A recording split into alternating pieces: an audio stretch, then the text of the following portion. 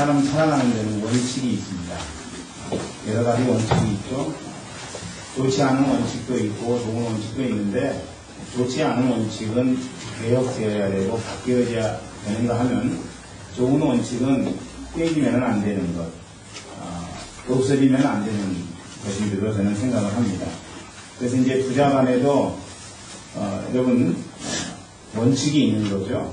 또 부부 간에도 원칙이 있고, 윗사람과 아랫사람에 있어서도 원칙이 있고, 직장인들에게는 직장에서 해야 될 원칙이 분명히 존재합니다. 이걸 이제 우리의 어른들은 삼강오륜이라고 이야기를 했습니다. 삼강은 상강, 낙동강, 동강의 삼강이 아니고 분이신강, 임금과 신하의 관계선 속에서 신하가 임금을 섬겨야 된다 하는 그것이죠. 분이신강, 또 부의자강, 자녀는 아버지를 섬겨야 된다.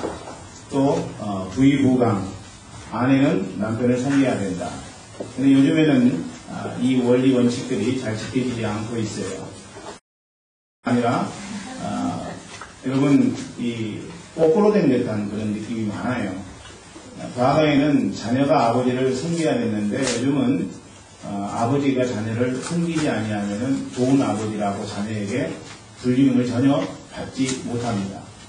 우리가 살아가던 그 어렸을 때 그 시기에는 아버지가 아무것도 해준 것 없어도 그냥 헛기침만 한번 하고 있으면 아버지의 권위가 생겼는데, 요즘은 아무리 헛기침해도 자녀가 알아듣지를 않습니다. 때로는 마음 가운데 쓸쓸한 마음이 들기도 합니다만은, 과거의 좋은 전통들이 어디론가 사라지고 마는 듯한 그런 생각이 든다는 거죠. 여러분, 사실 요즘에는 대통령이나 왕이 국민들을 섬겨야 되는 그런 위치에 있는 거죠. 국민이 왕이나 대통령을 섬기는 그런 모습이 존재하지 않는다는 것입니다. 또 여러분 어떻습니까? 아내가 남편을 섬겨야 되는데 그렇지 아니하고 자꾸 반대의 경향이 많이 있는 거죠. 집안에서 큰 소리 치는 사람 누구예요? 아내가 큰 소리 치는 거예요. 남편은 쪽도 못 씁니다. 그렇죠? 제가 쪽이라고 이야기해서 죄송합니다만은, 그러니까 쪽도 못 쓰니까 쪽팔리는 거예요. 그렇지 않습니까?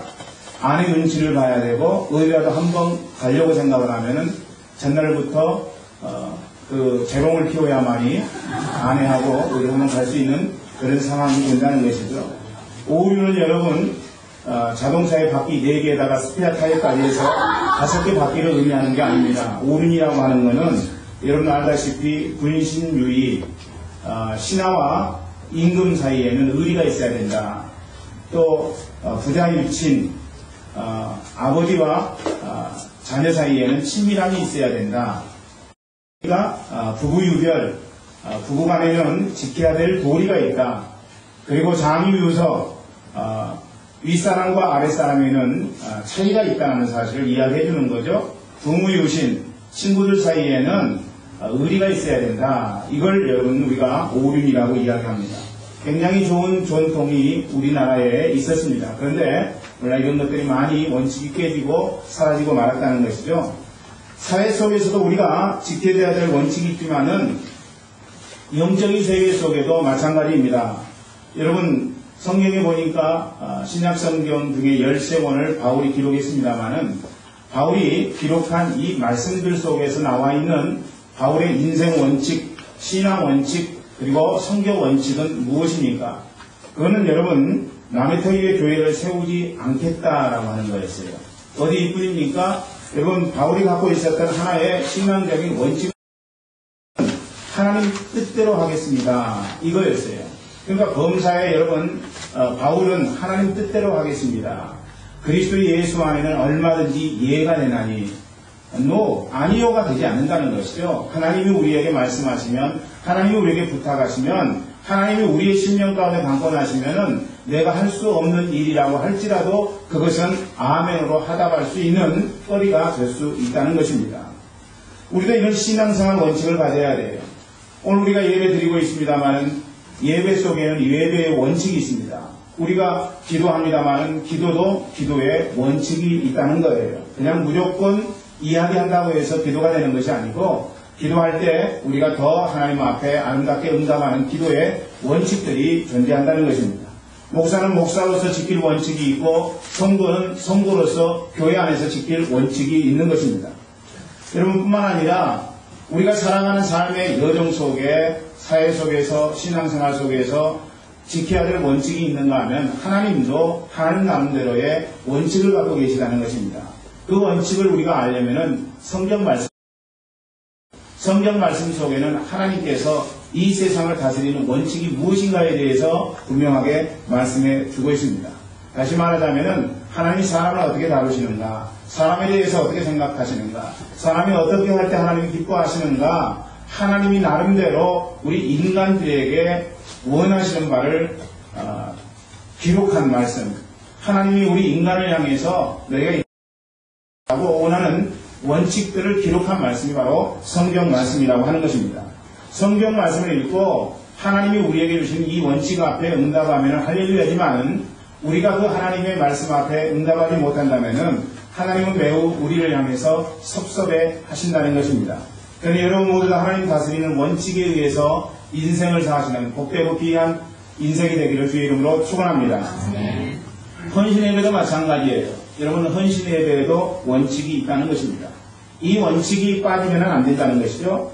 그건 여러분 헌신 예배를 통해서 우리가 늘 다짐하고 결단해야 되는 것은 뭐냐면은 하나님 기뻐하시는 원칙으로 살겠다고 하는 그 원칙이 지켜져야 된다는 것입니다.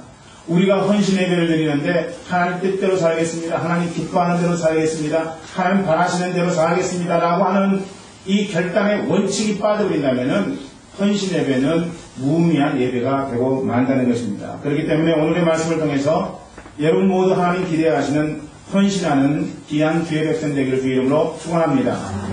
여러분 이스라엘 왕이 된 다윗은요 예루살렘을 수도로 정했습니다. 그리고 난 후에 이 다른 곳에 있었던 법궤를 예루살렘 성으로 가져오기를 원했습니다.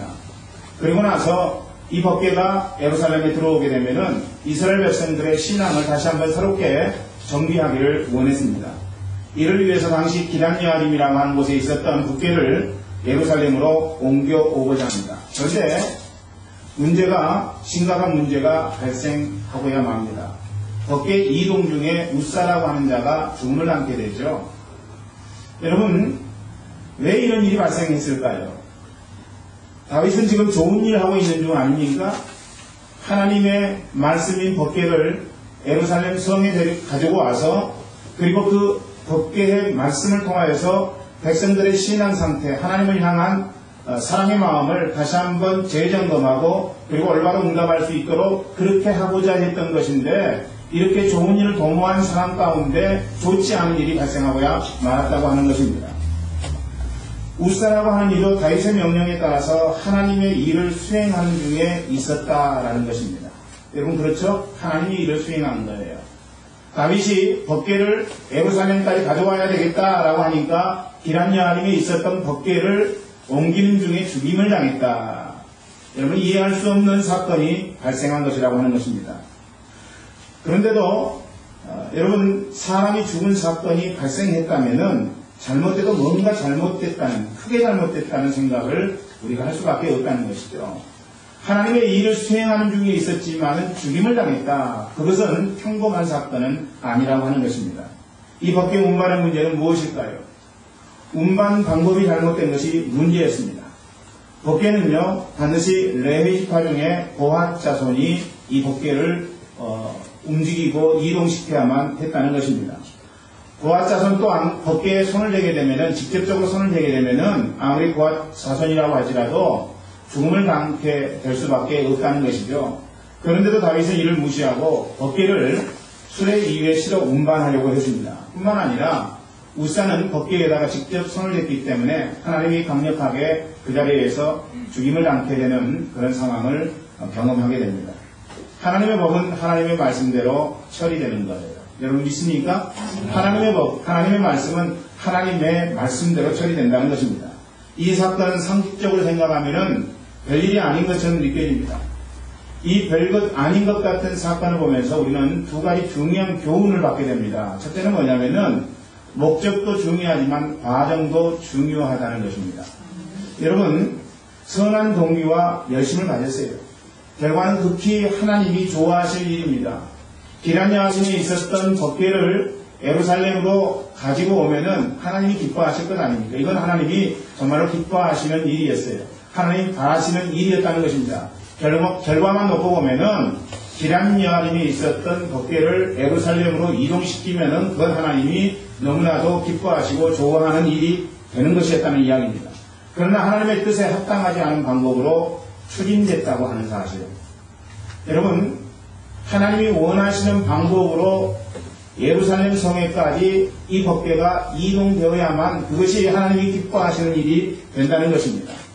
때때로 여러분, 우리는 믿음과 무례함을 구분하지 못하는 때가 있습니다. 절차를 밟아서 해야 되는데 믿음이 있다라고 하는 사람들 경우에 범하기 쉬운 게 하나님 앞에서의 무례함이라고 하는 거예요. 그것이 어쩌면 믿음인 것처럼 보여지는 때가 종종 우리가 신앙생활 하다 보면 있을 수가 있다는 것입니다. 이를테면 여러분, 몸이 아프면 하나님 앞에 기도해야 되지만 하나님이 기도를 통해서 응답하시지 않냐면은 병원에도 가야 된다는 것입니다. 병원에 가서 치유받는 것은 믿음이 없고 기도회에서 치유받는 것은 믿음이 있는 것이냐, 그렇게 호도를 해버리면은 여기서 여러분 진짜 믿음이 무엇인지 분별할 수 없는 상황이 되고 만다는 거예요. 여러분, 저는 하나님의 성령의 역사를 부인하는 상황이 아닙니다. 지금 우리는 얼마든지 하나님 앞에 기도를 통해서 치유받고 나음을 입고 하나님의 강권하신 역사 속에 응답을 받을 수가 있습니다. 그러나 그렇게 일어나는 것은 극히 드문 일이라고 하는 거예요. 극히 드문 일을 보편적인 상황으로 만들어버리면 안 된다는 것입니다. 때때로 우리가 하나님 앞에 은혜를 받고 간증을 하게 되죠. 간증을 하는데 왜 저 간증한 사람처럼 내 인생 속에는 간증의 내용이 나타나지 않을까? 왜 그러냐면 하나님께서 그 사람에게 특별하게 주신 역사이기 때문에 보편적으로 나타나지는 않는다는 것입니다. 그런데 하나님 스페셜하게 나타낸 역사를 보편은 그 경우에 나는 그런 체험을 못했기 때문에 신앙이 없는 사람처럼, 믿음이 없는 사람처럼 돼버리고 만다는 것이죠. 이게 두려운 거예요. 여러분, 이게 두려운 것입니다. 그래서 여러분, 우리는 이 땅에 살면서 믿음과 무례함을 잘 구분해야 됩니다. 때때로 많은 사람들이 과정을 생략해버리고 결과만 추구하는 때가 있어요. 교회 부흥, 하나님이 기뻐하시는 일입니다. 하나님이 기뻐하시는 일이기 때문에 편법을 써서 불법을 써서 교회를 부흥시키는 것, 이거 하나님이 원하시는 것일까요? 결코 하나님 원치 않는다는 것입니다. 그렇다면 부흥이라고 하는 것도 하나님이 원하시는 방법으로, 하나님이 기뻐하시는 방법으로 여러분 우리가 순종하고 최선을 다하는 방식 속에서 이루어져야 되는 것이라고 하는 거예요. 만약에 우리가 과정을 무시해버리고 결과만 중히 여긴다면은 결코 하나님께서 우리의 인생을 받으시지 아니하고 기뻐하시지 않을 것이라는 생각을 저는 갖게 됩니다. 두 번째로 오늘 여러분 법궤가 운반된 사건을 통해서 우리가 생각해 봐야 될 것은 뭐냐면은 내 생각이 중요한 것이 아니라 하나님의 뜻이 더 중요하다는 것입니다. 하나님의 뜻이 더 중요해요. 여러분, 우리가 헌신할 때, 우리가 하나님의 사역을 감당할 때 내 마음, 내 생각이 중요한 게 아니에요. 하나님의 뜻이 더 중요하다는 것입니다. 내 방법, 내 생각이 아무리 상식적이고 내가 생각할 때 훌륭하고 지름길이고 효과적이라고 할지라도 하나님이 어떻게 생각하느냐, 여러분 이걸 생각해야 된다는 것입니다. 박수를 칠 만하고 회개를 부를 만한 일이고 기가 막힌 것이라고 할지라도 하나님이 인정하시지 않는 것이라면 여러분 이것은 아무 쓸모도 없는 것이 되고 만다는 거예요. 그렇기 때문에 우리가 하나님의 일을 수행하면서 그 속에서 해야 될 일은 뭐냐면은 하나님의 뜻에 지금 내가 하고자 하는 이 일이 합당한 것인가, 하나님의 말씀 앞에 내가 하고자 하는 이 일을 비추어 보지 않으면 안 된다는 것입니다. 현대는 여러분 이런 사람이 부족한 것 같아요. 여러분 그렇지 않습니까? 현대는 이런 사람이 부족해요. 신앙의 모양은 있지만 신앙의 중심이 없습니다.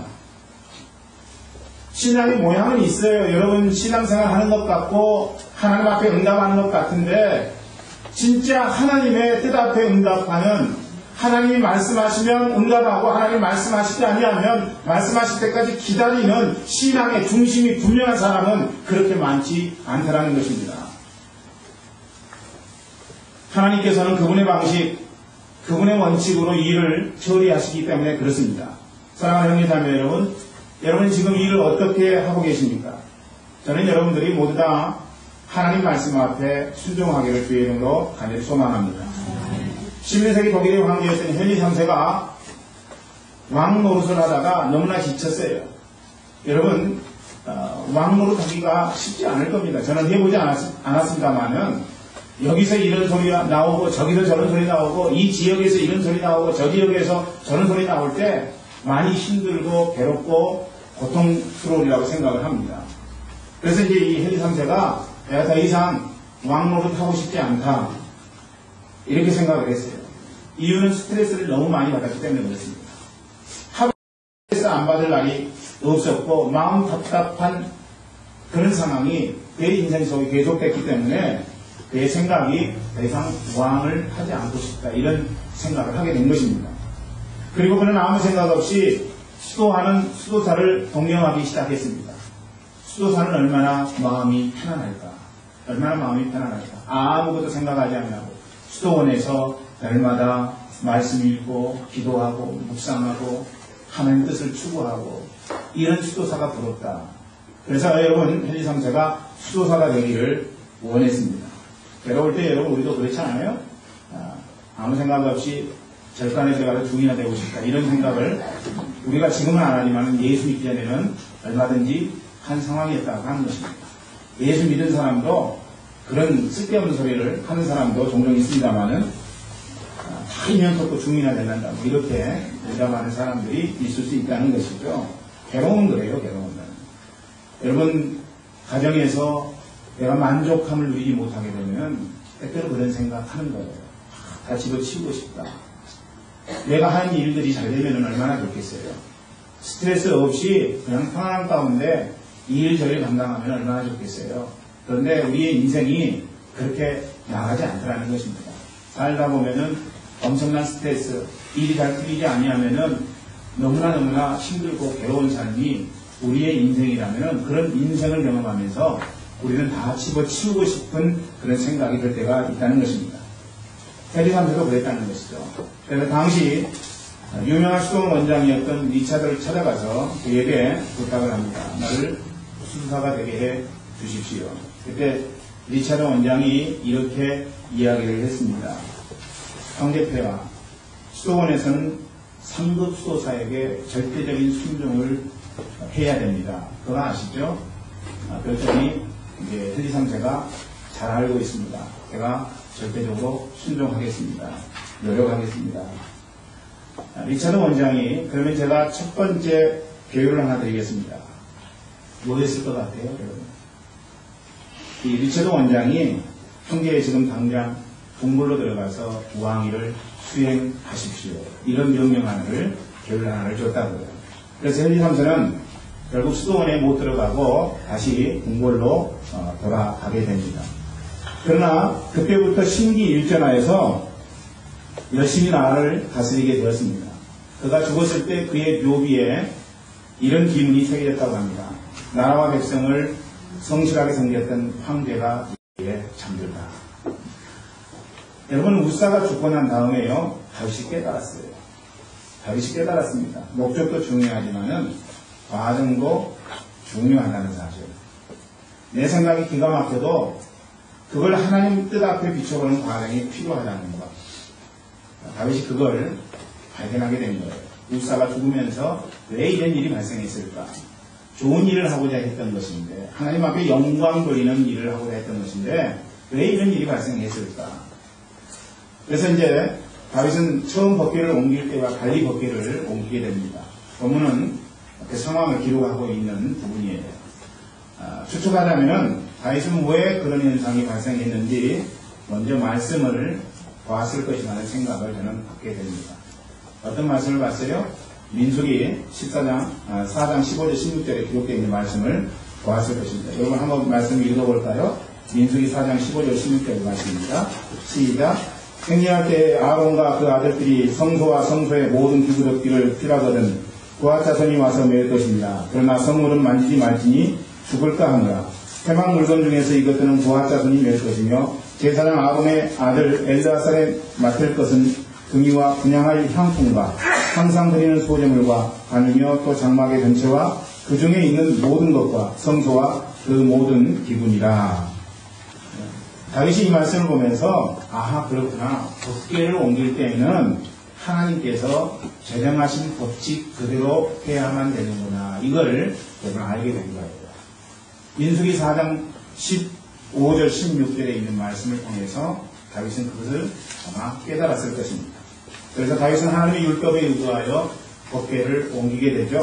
그래서 결국 법궤 안치를 성공리에 마치게 됩니다. 그 과정 속에 오벳에돔의 집에 이 법궤가 3개월을 있었더니 오벳에돔이 엄청난 축복을 받게 되더라, 그런 말씀도 있습니다만은 어쨌든 다윗이 하나님의 방법대로 법궤를 옮겼을 때 성공리에 법궤를 옮길 수 있었다는 것입니다.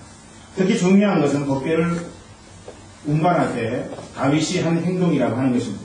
다윗은 수송아지 7마리와 수양 7마리로 하나님 앞에 감사의 제사를 드리게 되죠. 그리고 배 에봇을 입고 하나님 앞에서 힘을 다하여 기쁨의 춤을 춥니다. 우리가 읽은 말씀 속에는 아내였던 미갈이 그것을 보고 다윗을 아주 수준 낮은 사람으로 여기게 됩니다. 하나님 앞에 너무나 기쁜 나머지 찬양하고 영광 돌렸던 다윗의 모습을 보면서 미갈이 그런 아주 좋지 않은 생각을 하게 된다는 것이죠. 여기서 배 에봇은 제사장이 입었던 화려한 예복이 아닙니다. 정교의식에 참여한 자가 입는 일반적인 예복을 가리키는 거예요.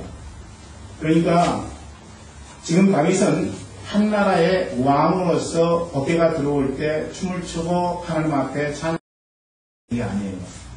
적어도 인생의 주인 되신 하나님 아버지 앞에 내가 그의 백성이라고 하는 의식을 갖고 응답했다는 것입니다.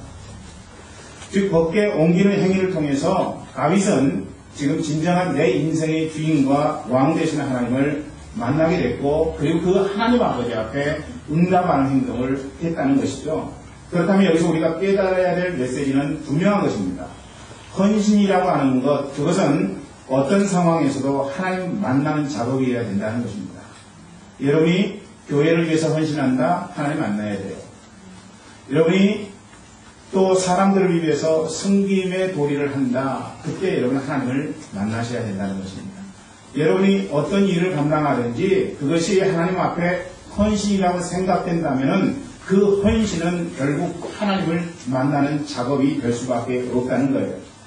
헌신함으로 하나님을 만나니까 다윗이 겸손하게 되는 거예요. 자기가 왕이라는 사실을 사실했어요. 배에 에봇을 입고 하나님을 찬양했어요.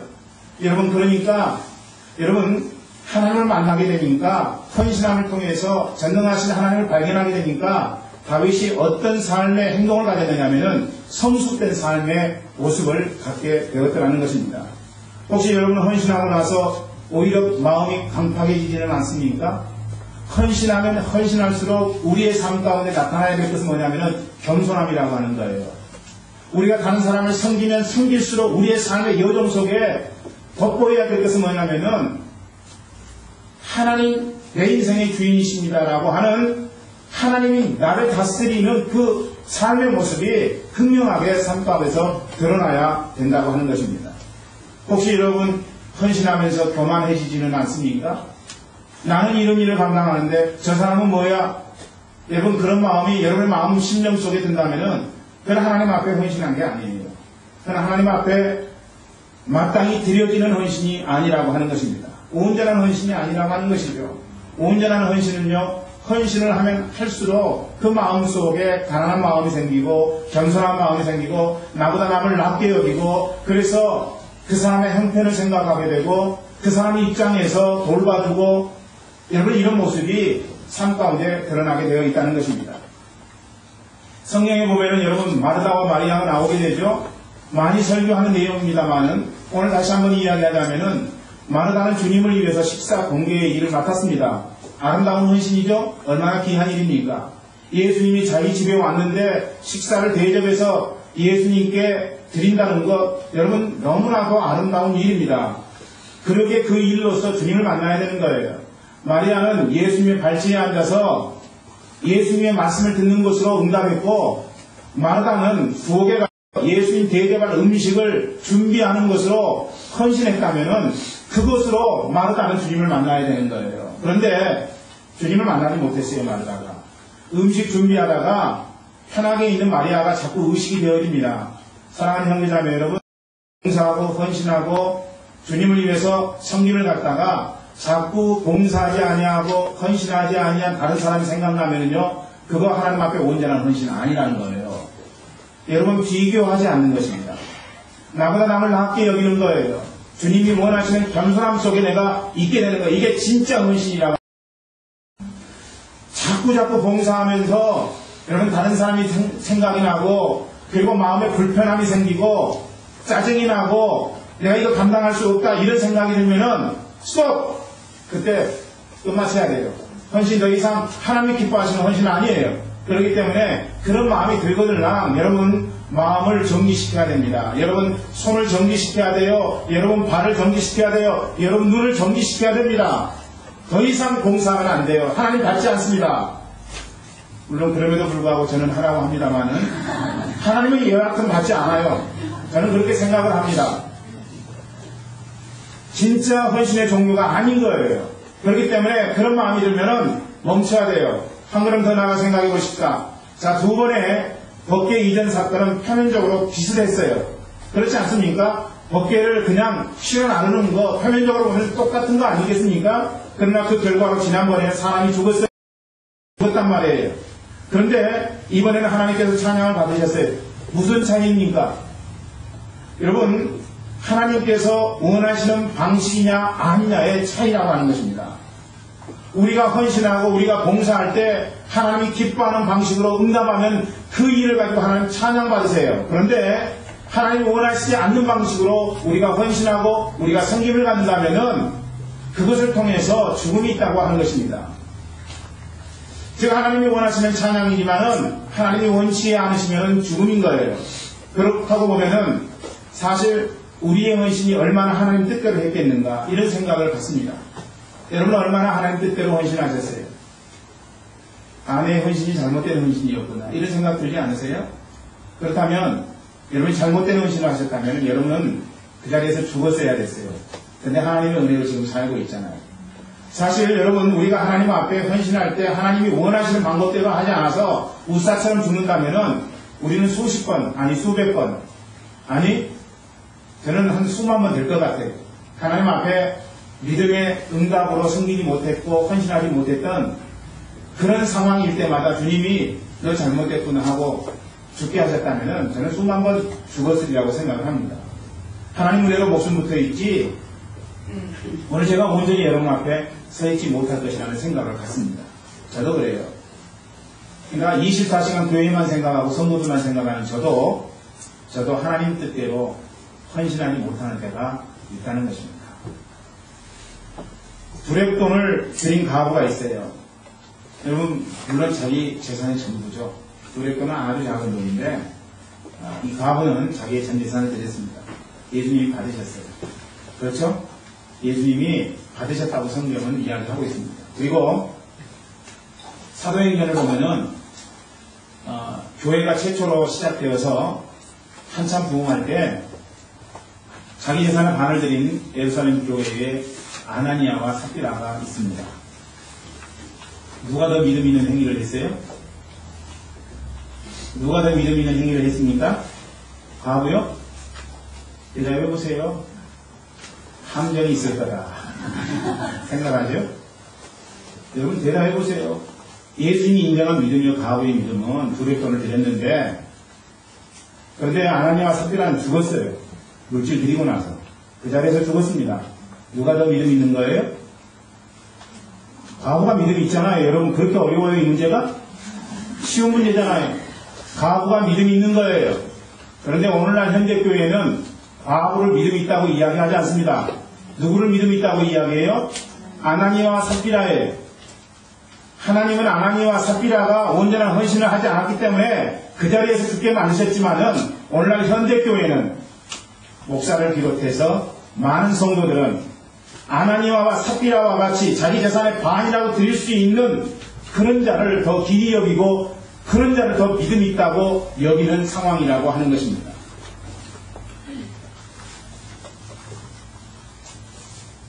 현대교회에서 보면 아나니아와 삽비라는 장로가 아닙니다. 재산의 반을 가져오면은 저도 그런 유혹에 빠질 거예요. 이 사람 정말 헌신하는데 장로 세워야지. 여러분, 그래서 저를 위해서 늘 기도해 주셔야 되는 거예요.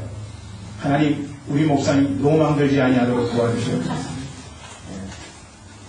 여러분, 전 재산을 다 가지고 온다고 할지라도 그 헌신이 정말 주님을 영화롭게 하는 헌신인가 아닌가, 그것에 근거해서 직분도 주고 하나님 앞에 응답도 하는 거죠. 여러분, 물론 재산의 반을 드리면은 그 사람이 얼마나 기도하는 가운데 결단하고 또 결단하는 가운데 드린 것일까, 이런 생각하죠. 귀한 사람입니다. 여러분, 귀한 존재 아니겠어요? 그러나 그 마음 심령이 어떤가를 우리가 보아야 된다는 것입니다. 지금 아나니아와 삽비라는요, 죽음을 당한 이유가 있어요. 그 이유가 뭐냐면은 드림을 약속한 대로 이행하지 않았기 때문이에요. 여러분, 바나바 집사님이, 그때는 이제 집사님이었죠. 바나바 집사님이 자기의 재산을 전체를 사도의 발 앞에 갖다 놓으니까 많은 사람들이 이구동성으로 바나바를 칭찬했어요. 여러분, 대단한 믿음의 소유자라고 칭찬했어요. 자기도 칭찬받고 싶은 욕망이 아나니아와 삽비라의 마음 가운데 드는 거예요. 그래서 자기들도 재산을 사도들의 발 앞에 갖다 놓겠다, 이렇게 결단했습니다.